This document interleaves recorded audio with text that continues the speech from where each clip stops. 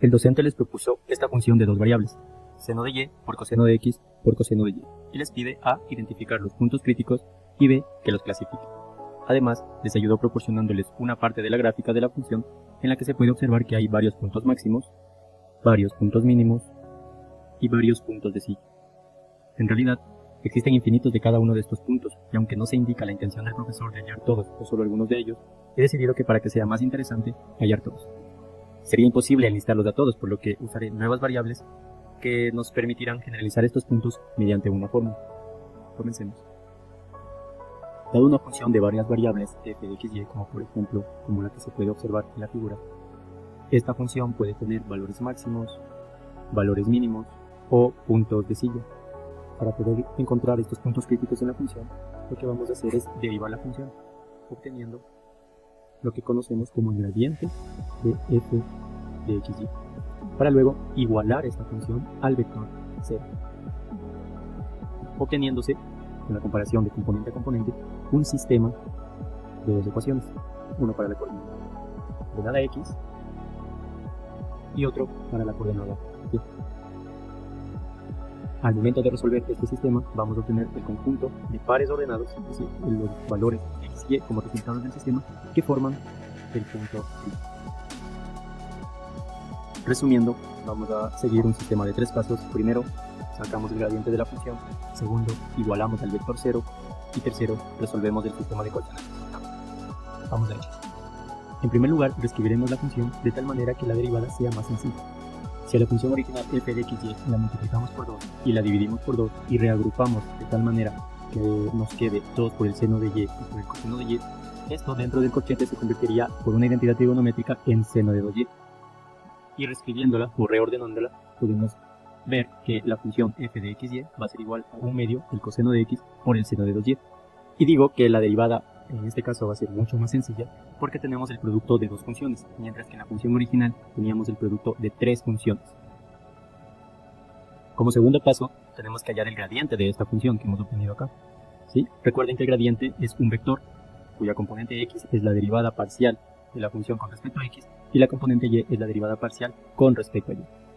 Para la derivada, el 1 medio, por tratarse de una constante, lo dejaremos fuera del vector gradiente.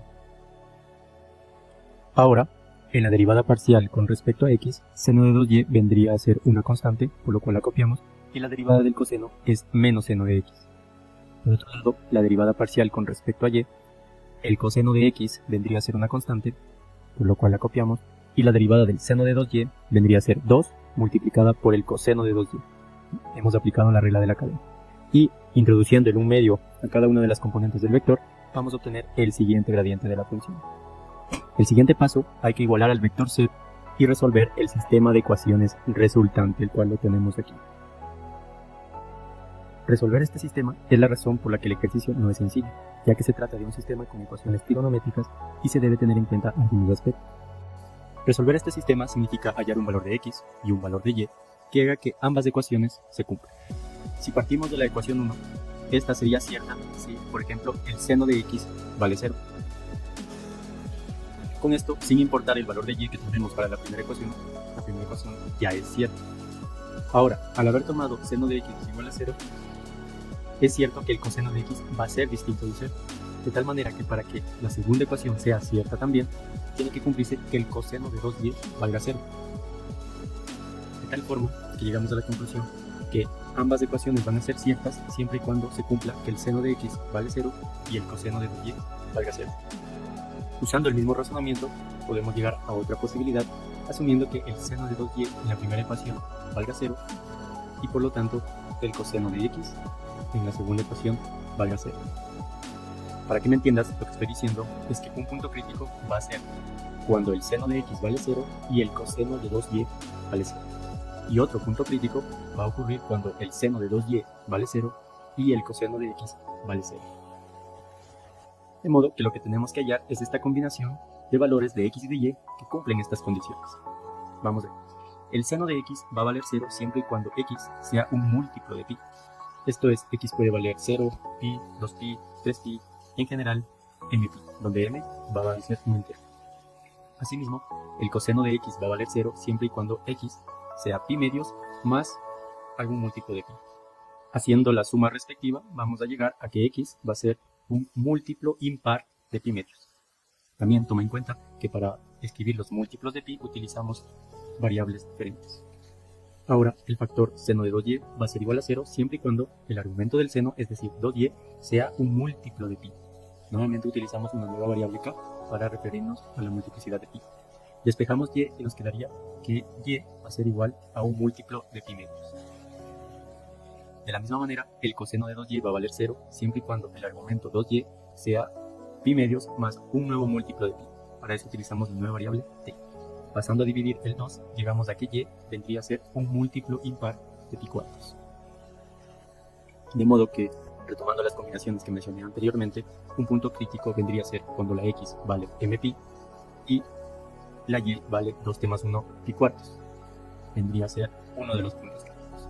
¿Sí? Variando en los valores de m y los valores de t como enteros, vamos a obtener algún punto crítico de todos los infinitos que existen en esta función.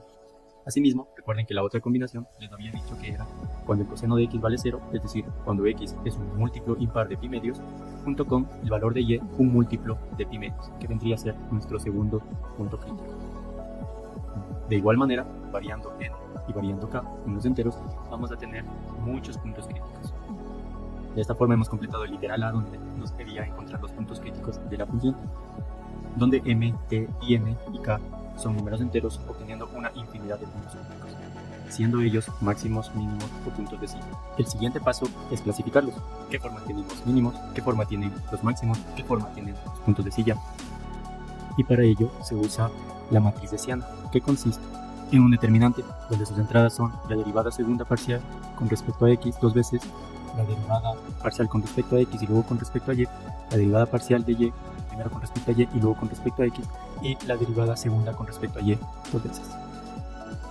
Esta función h de x y tenemos que evaluarlo en nuestros puntos críticos y seguir algunas reglas para poder clasificarlos. Así, realizando las segundas derivadas parciales, ubicándolas en el determinante y realizando el determinante, obtenemos en cada uno de los corchetes una identidad trigonométrica, que podemos reducirla, el primer corchete como seno de x más 2y y el segundo corchete como el seno de 2y menos x. Llegar a esta expresión tan reducida de la matriz de Siana no era tarea fácil y mucho menos en un examen. Por eso insisto que no es un ejercicio sencillo. Ahora la cosa se complica un poco más en el momento que tenemos que evaluar en esta expresión que hemos obtenido para la matriz de Siana los puntos críticos que obtuvimos en el literal anterior. Comenzamos con el punto mpi y los múltiplos impares de pi cuartos. Si lo reemplazamos en la expresión de la matriz de Siana, seno de x más 2y, seno de 2y menos x, vamos a obtener una expresión de este tipo. Yo ya lo he reducido, su trabajo es ver y verificar que lo que hice es correcto. Ahora, analizando un poco, en ambos factores tenemos múltiplos impares de pi medios. Ahora, los múltiplos impares de pi medios o bien valen 1 o bien valen menos 1, dependiendo del argumento. Pero aquí ocurre algo interesante, y es que sin importar los valores de m y t enteros que tomemos, el primer seno y el segundo seno van a tener el mismo signo. Es decir, si el primer seno vale más 1, el segundo seno también vale más 1. O si el primer seno vale menos 1, entonces el segundo seno también va a valer menos 1. De modo que al multiplicar ambos factores, el producto va a ser 1 positivo.